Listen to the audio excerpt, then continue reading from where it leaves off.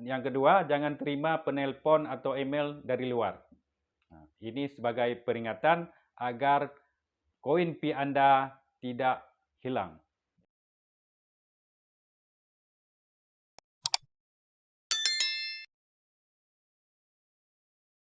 Assalamualaikum warahmatullahi wabarakatuh. Berjumpa kembali bersama saya Channel Halwani Video. Pada kesempatan ini akan membahas seputaran Pi Network, yaitu mata uang digital yang sudah menduniai 155 negara, ya. 155 negara, 50 juta pengguna Pi Network. Pi Network adalah salah satu aplikasi tempat menambang Pi Network, iaitu mata uang digital yang akan di open mainnet pada tahun ini. Harganya bersaing dengan Bitcoin.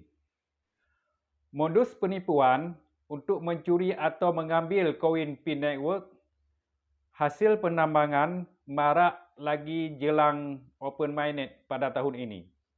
Para pelaku mengelabui korban dengan berbagai modus agar pionir penambang macam kita mengirim koin atau memberikan prasasti wallet.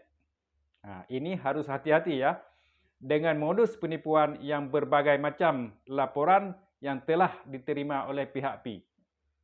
Ini harus hati-hati ya. Yang pertama, modus penipuan, hilangnya prasasti. Yang kedua, terhapusnya prasasti yang kita simpan. Prasasti itu ketika kita mendaftarkan Pi Network, prasasti itu kita simpan kebiasaannya di catatan, ya. Itu bisa saja hilang dikarenakan kita menghapus fil sampah, terhapuslah itu. Bagi yang belum KYC, boleh mengambil kembali prasasti itu. Tapi kalau sudah lulus KYC, itu tidak boleh mengambil balik. Karena apa? Karena kalau kita mengambil kembali kunci sandi rahasia itu, atau dikatakan dengan prasasti, akan hilang koin yang sudah migrasi ke wallet. Itu hilang semua. Berapa ratus yang sudah migrasi ke wallet. Kalau kita ambil kembali prasasti kita yang sudah hilang, itu akan hilang poin-poin yang sudah kita migrasi ke wallet. Itu harus hati-hati. Ya. Periksa kembali prasasti yang Anda simpan, apa masih ada atau sudah hilang, ya. Kalau sudah hilang, yang belum KYC boleh ambil balik, yang sudah KYC tidak bisa mengambil balik, ya. Dicurinya koin kita karena penipuan-penipuan macam seperti saya bilang tadi, ya. Pihak Pi Network meminta agar pionir atau penambang seperti kita tidak mudah percaya kepada siapapun walaupun mereka adalah orang baik di dalam grup-grup komunitas kita. Itu jangan percaya ya. Kecuali Anda telah mengenalnya secara personal. Kawan kita mau pinjam HP. Itu kita harus hati-hati kasih pinjam HP kita. Ya, harus kita jaga. Masukkan nomor dia, ya, mau telepon silakan telepon. Jangan kita kasih HP dia berlama-lama di HP kita. Nanti prasasti kita bisa dicuri. Jika ingin dilakukan barter P2P, pionir tetap menyimpan percakapan dengan tangkapan layar. Itu harus disimpan ya sebagai bukti kita ya. Mohon tetap waspada dan selalu sadar. Dan pesan saya, mohon selalu simpan percakapan dan bukti screenshot mengirim pesan Anda jika melakukan barter antar wallet, ya, antar wallet. Penyimpanan bukti itu untuk menghindari dari penghapusan pesan secara sepihak. Mereka kadang-kadang sudah mengirim pesan ke kita, mereka menghapusnya. Jadi kalau kita ada screenshot, jadi kita masih ada pertinggal ya. Karena apa? Penyimpanan bukti itu untuk menghindari dari penghapusan pesan secara sepihak. Kemudian merekam kejadian apapun sebagai antisipasi agar pionir memiliki bukti yang lebih valid. Anda harus hati-hati dengan berbagai modus untuk menipu dan mencuri koin P atau uang pionir. Ya, ini harus hati-hati kita. Berikut beberapa hal penting yang perlu Anda ketahui tentang penipuan atau skam mengatasnamakan P. Nah, ini ada beberapa kriteria ya. Yang satu, jangan pernah meninggalkan kata sandi aplikasi P Anda kepada siapapun. Ya, terutama frasa sandi dompet P Anda. Yang saya bilang tadi ya, frasa sandi yang kita simpan di mana? Kita simpan di catatankah atau di manakah? Itu menurut pribadi pionir masing-masing ya. P-Network tidak akan pernah meminta pionir melakukan ini. Jadi, jika ada yang melakukannya, ketahuilah bahawa mereka itu penipu, bukan dari pihak P. Ya. Yang kedua, jangan pernah membeli dari toko online yang tidak terverifikasi yang menerima P.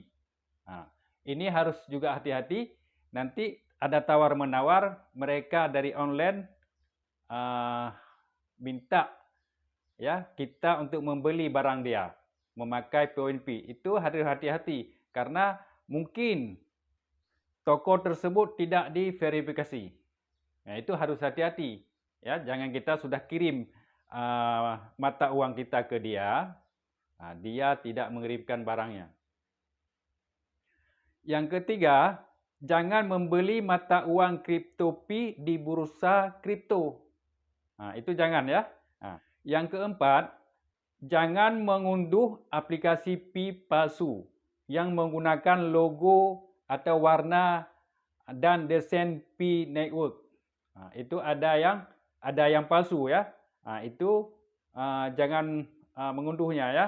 Ini adalah aplikasi atau situs penipuan yang tujuan satu-satunya adalah mendapat informasi yang akan Anda berikan saat pendaftaran. Pihak P Network secara teratur memberitahu pionir tentang aplikasi resmi. Resmi hanya membagikan tautan ke halaman resmi dan jejaring sosial yang aman. Ini perlu juga ketahui, jangan nanti ada kawan-kawan kita mendownload dari Play Store atau dari Google aplikasi P ya, itu belum tentu aman. Jadi kalau memang ingin menambang P Network, cari kawan-kawan kita yang sudah menambang. Suruh kirim link sama mereka. Misalnya sama saya. Hubungi saya akan kirim link.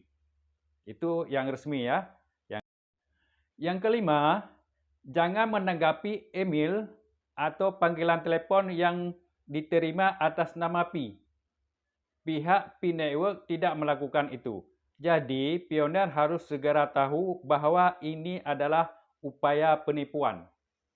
Ini harus juga hati-hati. Kalau ada masuk email ke kita, telepon gelap yang kita tidak kenal, ini juga harus hati-hati. Menamakan atas nama P. P tidak akan melakukan hal itu.